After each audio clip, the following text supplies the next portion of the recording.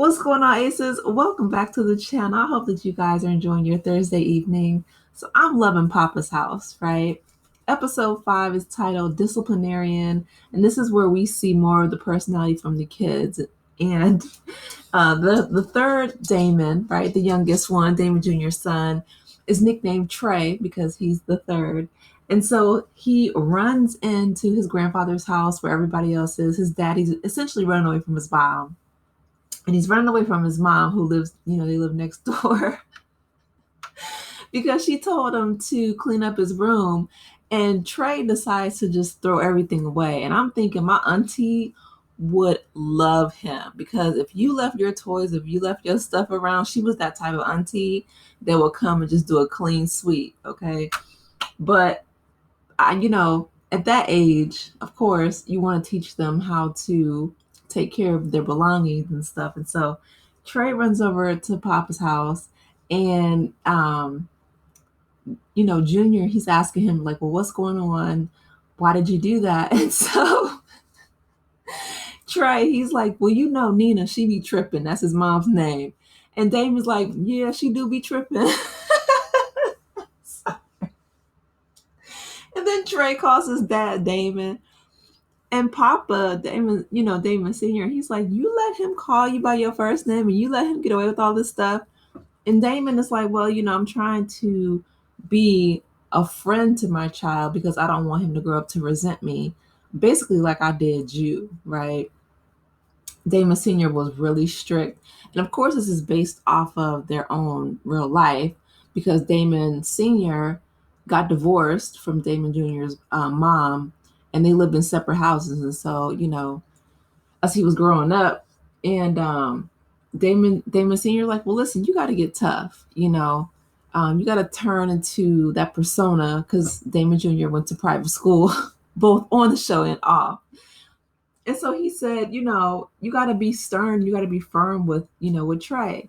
So he's like, listen, you can't be your child's friend. Otherwise, they're going to end up behind bars. Because Nina comes back and she's like, Junior, your son just pulled the fire alarm at school. And so, and Damon Sr. is like, listen, if you don't nip this in the bud, you're going to be getting a collect call from behind bars. So Junior's like, okay, teach me how to daddy. He's like, don't ever say that again. He's like, I need you to be tough. He told him to turn into a character from when he was a private school. And he said, he wants to channel, Junior's like, I want to channel Tony. So he starts dancing around the room. He's like, I was a theater major and, I studied theater. And he's like, I'm Tony from West Side Story. He starts dancing and like snapping his fingers. They are hilarious. But you can tell that he definitely grew up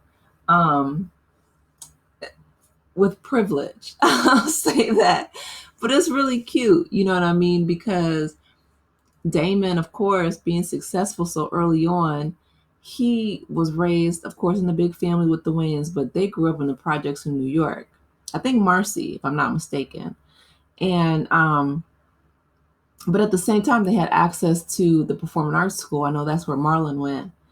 But Damon, he was, he raised his kids the best he knew how with how he grew up, as opposed to Damon Jr. He grew up with money and privilege and access in a monetary, performing arts type of school environment, private school. So he wants to be a lot more relatable and encouraging to his son, but they're trying to find that balance. So anyway, he's trying to teach him how to be more firm. And the next scene is when they are Junior, Trey, his sister, and his mom, Nina, are sitting at the table. And Nina's like, didn't I tell you to put away your game, or didn't I take it from you because you pulled the fire alarm at school? And Trey, he's like, well, yeah, but I wanted to play it, stupid. And so that's when Damon Jr., like, he gets it together. He puts his foot down. He's like, yo, who are you talking to? He's like, don't ever disrespect my wife like that. Give me the game, go to bed, and apologize to your mother. He's like, I brought you into this world and I'll take you out. And that's the same thing that Senior told him. And I'm sure I've heard that a million times myself. I'm sure, Most people have heard that from their parents one time or another in their life. That's just a very common saying. So anyway, Trey apologizes. He goes upstairs, and he ends up throughout the rest of the episode, being respectful. Damon Sr. is like, well, how did it feel? He's like, if it feels really good, actually. He's doing chores. He's not talking back to his mom. So you definitely want that, that respect level. But at the same time, he was telling him, that he said Damon Jr. said he resented his dad growing up because he was a tyrant. And he's like, listen, he's like, me and your mom were divorced, but she was scared because you were a teenage boy. He's like, when you went to her house, it was like Disneyland. While his dad's house, he said, was like Guantanamo Bay. And so he was trying to find that balance. But the other thing that I love is they have, Dr. Ivy Reed, and they're flirting back and forth, right? So they're trying to do a podcast. And so they're both divorced, her and Poppa. And so Papa's telling, Junior, he's like, I think, she likes me. I think she's flirting with me. Junior's like, Dad, nobody likes you. She's just doing her job with the podcast. But I don't know. I feel like they're setting it up to where they do have that flirtatious tension. And I do feel like, and it's interesting too, because both Damon Sr., Essence Atkins are both divorced in real life as well. So it's really interesting to see, this show that's based on the Wayans' real life and all these characteristics that are really just close to home, right? And so anyway, but they're flirting, back and forth. And they have that, like I said, that sexual tension, that dynamic with their podcast. So it'll be really interesting to see how they write this episode, or not this episode, but the rest of the season. But I'm looking forward to seeing more of Papa's House. I think it's such a cute show. I think it is adorable. I love the fact that, Damon Jr. and his wife, Nina, are so expressive with their love. And even Damon Jr. and Damon Sr., like they were saying how they were apologizing when he said, I don't resent you, and I understand that you're essentially doing the best you knew how. And so he goes and he gives his dad a kiss, because he's like, because when they're apologizing to each other, he's like, well, you said the sorry is a kissing word. So he's, kissing his wife throughout the scene and throughout the episode, of course, intimately, but in showing her love. But he's also showing that, father-son love and bond as well. And it's very sweet to see. And I realize between this and I think like Abbott Elementary, how lacking true Black love stories are, the ones that are nuanced, the ones that are like the family. Like this gives me such great nostalgia, from the days of like Family Matters and, all the shows on UPN 101 and even the Proud Family, which is a cartoon, but the Cosby Show before all of that went downhill, but like a different world. We don't have the scripted, episode comedies anymore. Even like Living Single, those Black love stories were so important.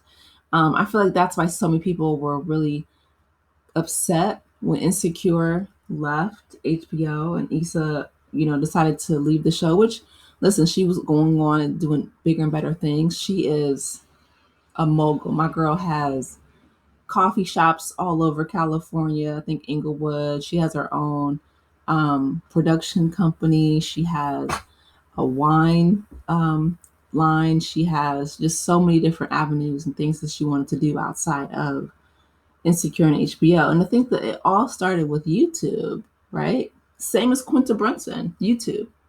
It's an amazing platform. I love it. But, she went from being on YouTube to transitioning to BuzzFeed to now at, Abbott Elementary, and I love even their love story with her and Gregory on the show. So that's my favorite thing, I think, about Poppa's house is not only the tension between, Damon Sr. and Dr. Ivy Reed, but also really exploring the family dynamics throughout the three generations. And yeah, I love this show. But anyway, you guys, let me know your thoughts. What did you think about the episode 5 Disciplinarian? I absolutely love the fact that, Damon Jr. not only was firm and stern with his son when he needed to be, but it wasn't any corporal punishment or anything like that. But he taught him what was acceptable, what wasn't, and to apologize. And he also apologized to his father and forgave him and said, I don't resent you. I love you. I understand.